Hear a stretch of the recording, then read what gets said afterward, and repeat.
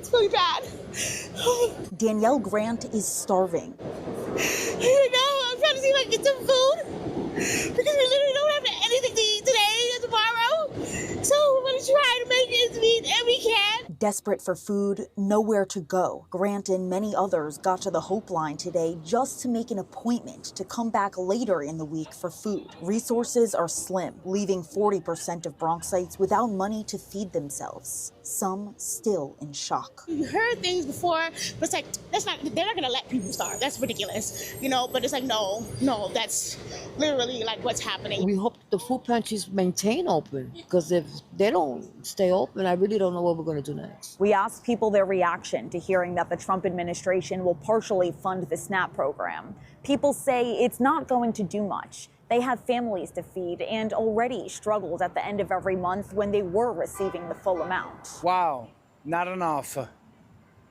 At least there's something to hold on, but I think everybody's going to have to get a second job. It doesn't really last the whole month, probably like 2 or 3 weeks, and then by the last week you got to scramble to find, things. This couple has 4 kids. The mom says pantries aren't always reliable. They have limited supply, or by the time we get to the front of the line, then there's really nothing there, so it's hard. She says she's holding on to faith. Meanwhile, others are worried hunger will drive crime rates up. We don't know how much money will be reloaded onto people's cards and when that will be. In Longwood, Lindsay Tanney.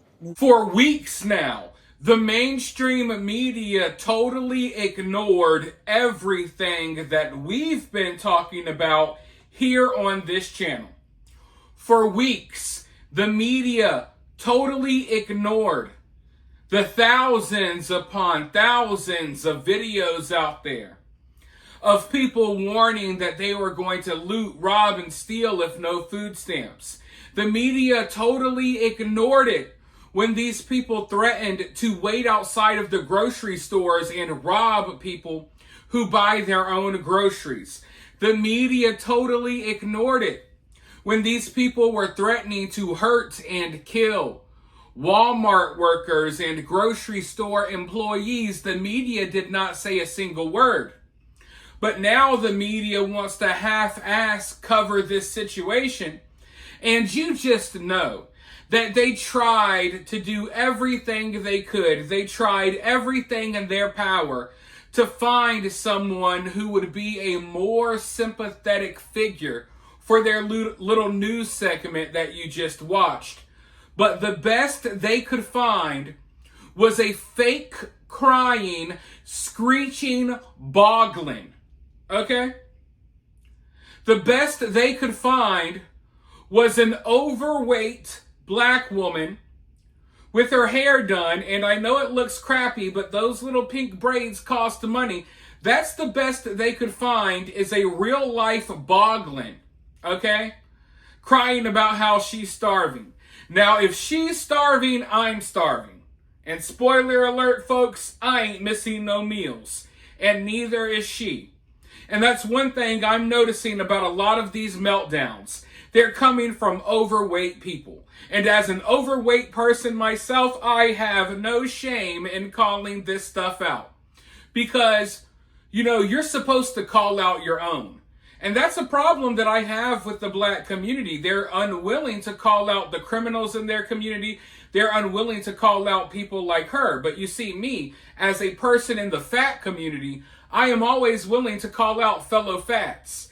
And ain't none of these fat people sitting around crying about food stamps. None of them are missing any meals, and some of them probably should be. Let's just call it what it is. But the news is out here, after totally ignoring all of the violent threats and warnings and stuff these people have been putting out there. The media is out here working overtime trying to get Americans to sympathize with these people on EBT. Because a lot of Americans who actually just watch the mainstream media and don't pay attention to what's going on, a lot of them have no idea about all of these violent threats and warnings that these people have put out there. And they have no idea about it because the media has purposely ignored it. So now the media is out here desperately looking for sympathetic figures for people to sympathize with. And basically all they can find is like women like you saw in that clip. And I find it funny that the one white guy, and I don't even think he's white, but like the one guy in the clip is the only one that mentions like, hey, maybe we got to get second jobs. Yeah, that's the right way to be thinking. The wrong way to be thinking is crying that you're starving and someone else needs to solve your problems, like the Boglin at the beginning of that video. It's absolutely disgusting seeing people like that cry and scream about being hungry. And like I said, if the media could, the media would find someone that looked hungry and starving. You know, when the media goes out there, they desperately try to find someone that fits their narrative better. And that's the best that they could do. When you go back, I want you to go back, watch the beginning of this video and understand that woman that they found crying and screaming, that's the best they could do. They couldn't find anyone that actually looked like they needed food stamps or actually looked like they were starving or hungry. It seems like every person in that line was obese. So that's the best they could muster, which is sad, to say the least. But what's even sadder is the fact that now Walmart and other grocery store chains are actually discussing raising prices. Because you see, we got over 40 million people on food stamps in this country. And while we could talk about these people and how a lot of them don't need to be on food stamps, the reality is a lot of these corporations, a lot of these businesses, they make a lot of money off of food stamps as well. So places like Walmart are projected to lose around $2 billion because of just a couple of weeks of maybe no food stamps in some areas. Because some areas already got food stamps. But Walmart's looking at losing about $2 billion and just from people not having food stamps to spend at their store. And that doesn't even account for the millions, if not billions of dollars in losses they're going to take from people stealing the food and just stealing stuff out of Walmart, which is a problem Walmart always faces. So a lot of these businesses are looking at making less money this month, and how they plan on solving this is by raising prices for people who are not on food stamps, like me and some of you watching this video. In fact, I want to read a little snippet of this article really quickly. Food stamps are not just a benefit for vulnerable families, but a key source of revenue for retailers across the country. Walmart alone accounts for 24% of total SNAP spending, according to market research data firm Numerator. That means that if funding for the program lapses, the retail giant stands to lose an estimated $2 billion. Wolf Research analyst Spencer Haynes estimates that discount retailers like Dollar General and Dollar Tree could also see a hit to mid-single-digit revenue for the if the program is suspended. Kroger and Costco are also exposed.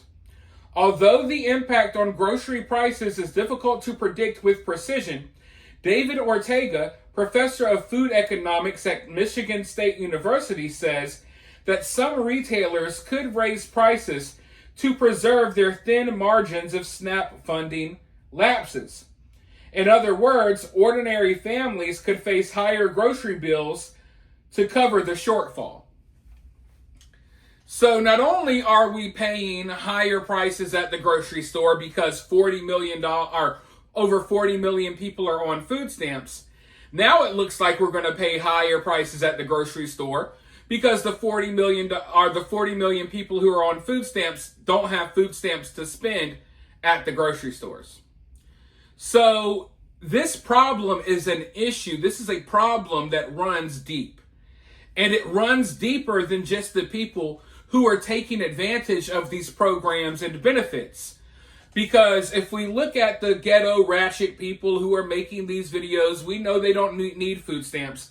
We know they're taking advantage of the system. We can call them out, and you know that I will. But at the same time, we also have to call out some of these businesses, some of these corporations, because they're taking advantage of the system as well. These businesses should not be relying on food stamps to stay afloat. You know what I mean? Yet some of these retailers are. So they're, gaming the system in the same, not in the same way, but they're gaming the system just like these people are gaming the system. And the only people who really lose here are people like me and people like you who aren't on food stamps, who don't get any of these benefits because the corporations are lining their pockets with this EBT money. And the people who are on EBT don't even need to be on EBT, and they're lining their refrigerators and their pantries with all kinds of food that they really can't afford and don't even need. Meanwhile, regular everyday people get screwed every single time. So once again, like I've been explaining to people for a while, if you think you're not going to be affected by this situation, you will be. In some way, shape, or form, everyone is going to be affected. And right now, that's basically what these companies are threatening to do. Hey, we're going to raise prices. You guys are going to steal, and you're not coming here to spend your food stamps because you don't got any food stamps. We're just going to raise prices to make sure we don't lose as much money as we thought we would. So it's an all-around terrible situation, and who knows? It could get better tomorrow, or it could get worse. I'm going to keep my eye on it, and I'll keep you guys updated. But for now, I want to hear from you, though, down in the comments below. While you're down there, hit that thumbs up, hit that subscribe, ring that notification bell, and I'll talk to you all very soon in the next one.